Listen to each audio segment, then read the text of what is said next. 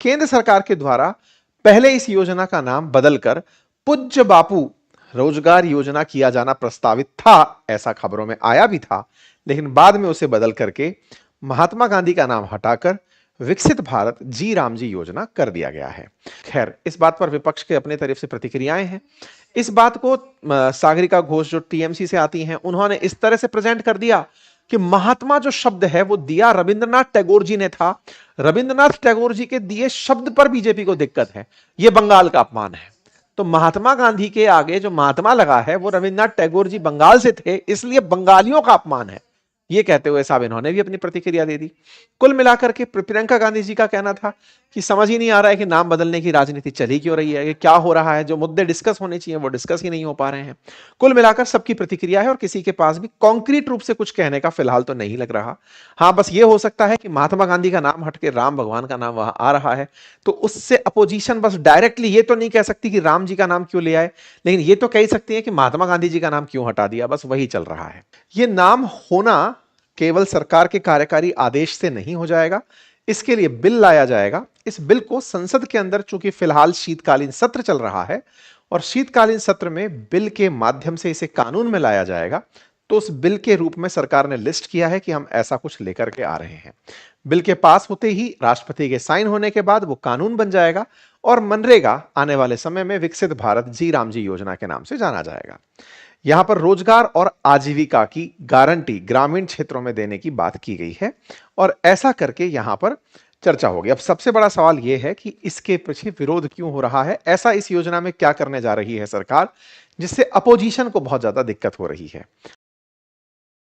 आज के सेशन में जिक्र होगा अपोजिशन की तरफ से उठाए गए सवालों का, साथ में सरकार ने केवल नाम बदला है या फिर योजना का असर या प्रभाव भी चेंज किया है, उसकी वजह से होने वाले कार्यक्रमों में भी परिवर्तन किया है। आइए आज के सेशन में इन बिंदुओं के तहत इस विषय की चर्चा करते हैं। इस विषय को समझें उससे पहले आपको पर्पस पर मैं थोड़ी सी जानकारी दे दूं।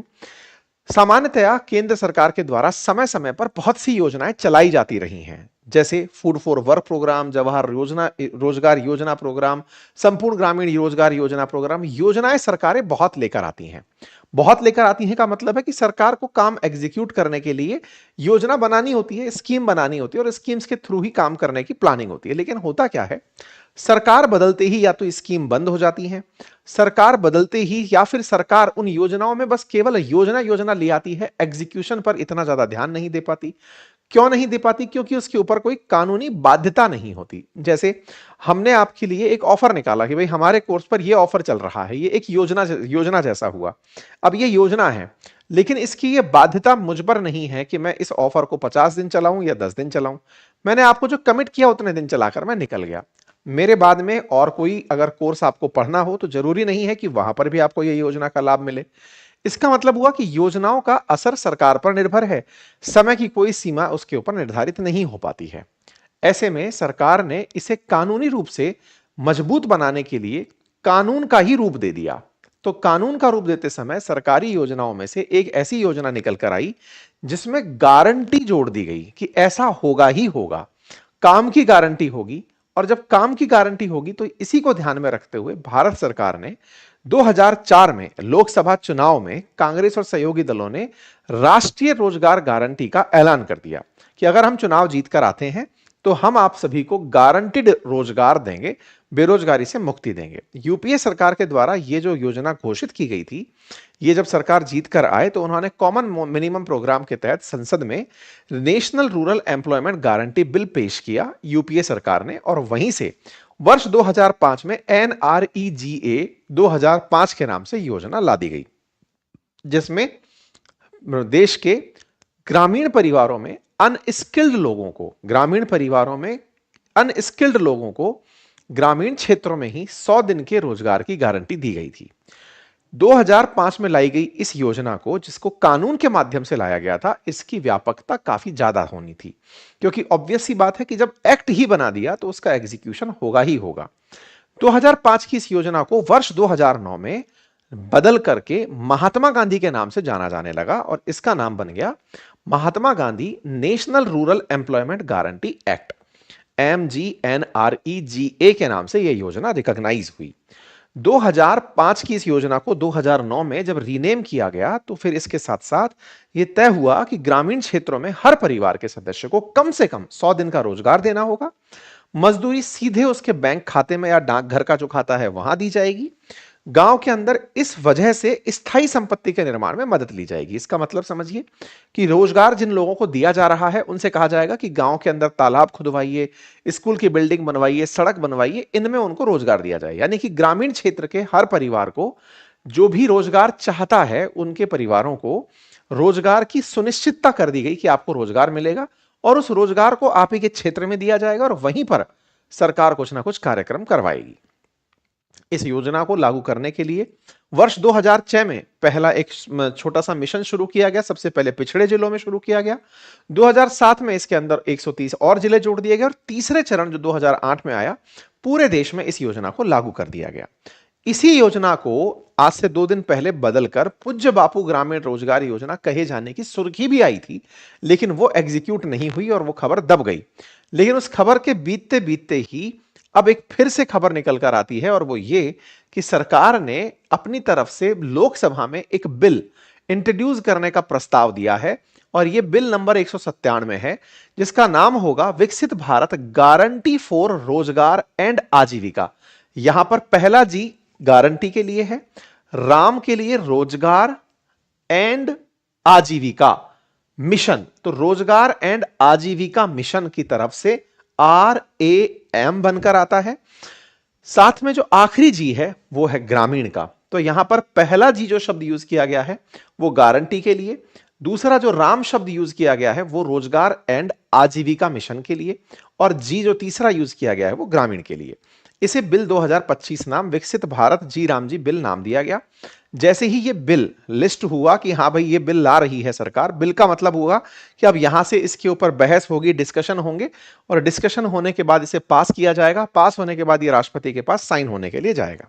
तो ये जो विकसित भारत गारंटी फॉर रोजगार एंड आजीविका मिशन है, इसमें अगर आप ध्यान से देखें तो MGNREGA के अंदर महात्मा गांधी ही नाम केवल हिंदी में था, बाकी सभी national rural employment guarantee programme यानी कि पूरा तरह से अंग्रेजी नाम था।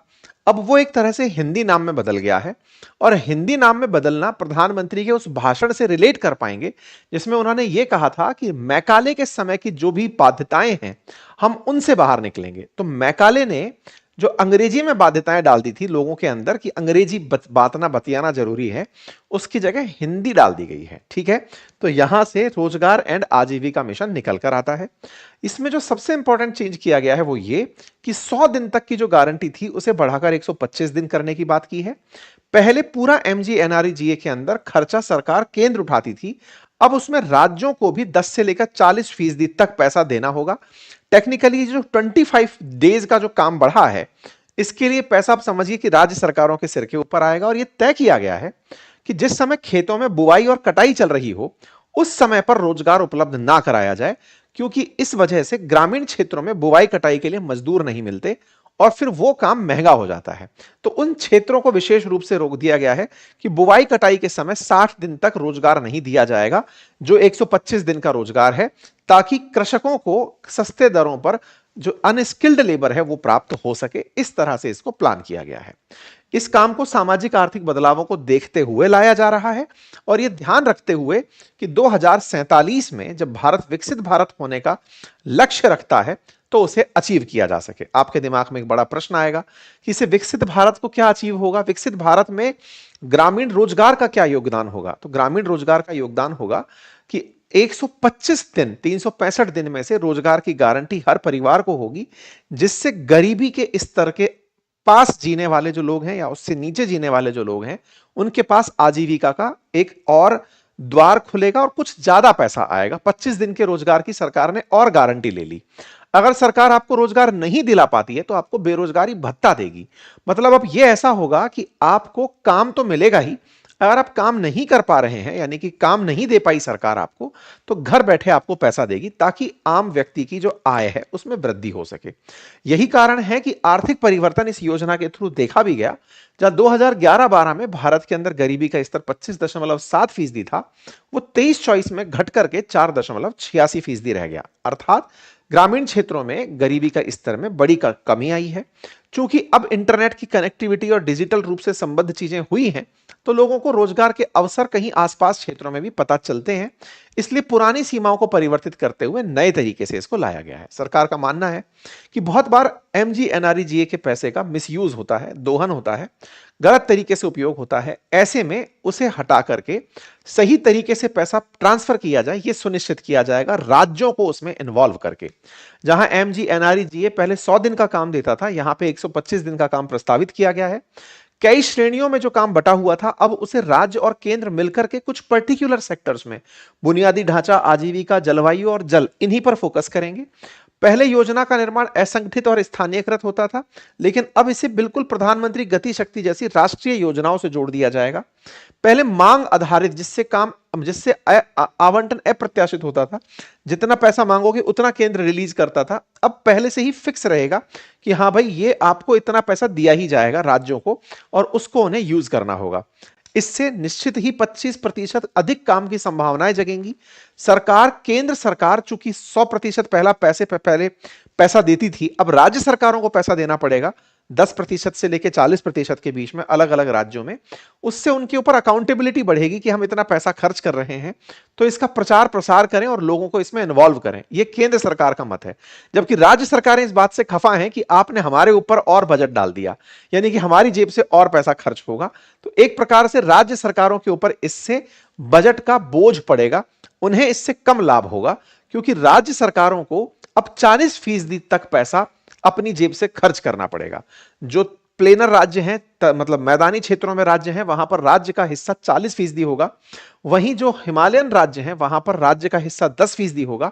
और जो यूटीज हैं, उसके अंदर 100% केंद्र के द्वारा खर्च किया जाएगा। तो कुल मिलाकर के अब जैसे ही इस पर संसदीय अनुमोदन होगा, इसके बाद में कानून राज्यों को अपनी नई योजनाएं बनाने के लिए कहेगा, और राज्य अपनी नई योजनाएं बनाकर जो पुराने जॉब कार्ड बने हुए हैं एमजीएनआरईजीए के, उन्हें रद्द कर दिया जाएगा, और उसके बाद में फिर नए कार्ड आवंटित किए जाएंगे। नए तरीके से बायोमेट्रिक आधारित पंजीकरण होगा, और उस पंजीकरण से एमजीएनआरईजीए के स्थान पर जी राम जी योजना के लिए लोगों को रजिस्टर कर दिया जाएगा। अब सवाल यह आता है, साहब ये कर दिया तो इसमें विरोध किस बात का? तो विरोध कांग्रेस की तरफ से इस बात का हुआ कि आपको महात्मा गांधी के नाम से क्या दिक्कत है? जब नाम चल ही रहा था महात्मा गांधी, तो इससे क्या दिक्कत है? तो देखिए, इसका जवाब प्रधानमंत्री पहले ही दे चुके मैकाले के नाम पर, कि मैं गांव के अंदर जो नाम जुड़ा हुआ है ना, महात्मा गांधी, उसके बाद में NREGA, यानी कि जो नेशनल रूरल एम्प्लॉयमेंट गारंटी, ये जो अंग्रेजी शब्द है ये हटाना था। इसकी जगह पर ग्रामीण और आजीविका मिशन कर दिया गया है। तो एक तो ये वाला शब्द जो है अंग्रेजी से हिंदी कर दिया गया है। दूसरा, बोलने में शॉर्ट फॉर्म जी राम जी बुल रहा है, इससे दो पहलू एक साथ सिद्ध होते हैं।